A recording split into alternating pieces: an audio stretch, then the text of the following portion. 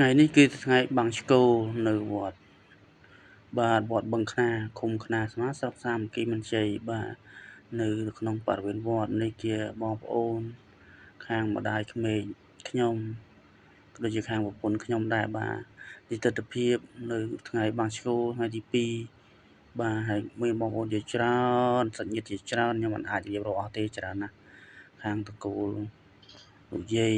លោកតាតាទួតយាយទួតនៅខាងតកូលខាងគ្រួសារខាងប្រពន្ធរបស់ខ្ញុំមានបងប្អូនជាច្រើនសាច់ញាតិជាច្រើនបានចូលរួមនេះបងខ្ញុំបាទហើយកុំភ្លេចផ្ញើទៅអ្នកមីងខ្ញុំនៅខាងបារាំងផងបាទនេះបងបាទហើយទាំងអស់គ្នាច្រើនណាស់ខ្ញុំមិនអាចរៀបរាប់អស់ទេបាទសូមជួយអនុមោទនានិងទទួលផលអានិសង្សឲ្យបានគ្រប់គ្នាផងដោយពិសេសនោះគឺជូនដល់អ្នកមីងនៅខាងស្រុកបារាំងដែលគាត់ផ្ញើលុយ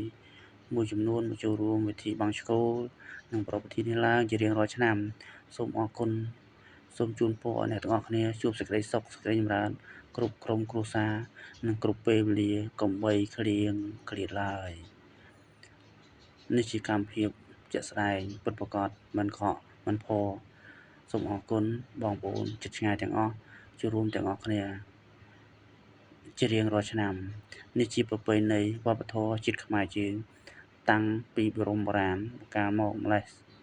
ហើយក៏សូមជូនពរដល់បងប្អូនជួយសហការគ្នាចូលរួមទាំងអស់គ្នាដើម្បីកសាងឬក៏ដើម្បីរួបរวมបងប្អូនសាមគ្គីគ្នា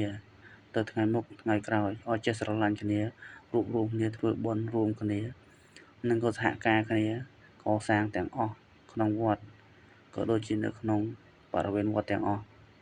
ពិសេសនោះគឺលោកយាយលោកតាចាស់ដែលគាត់បានមកជួបជុំគ្នានៅពេលនេះធ្វើឲ្យគាត់សប្បាយចិត្តនិងរំភើបជានិច្ចអរគុណ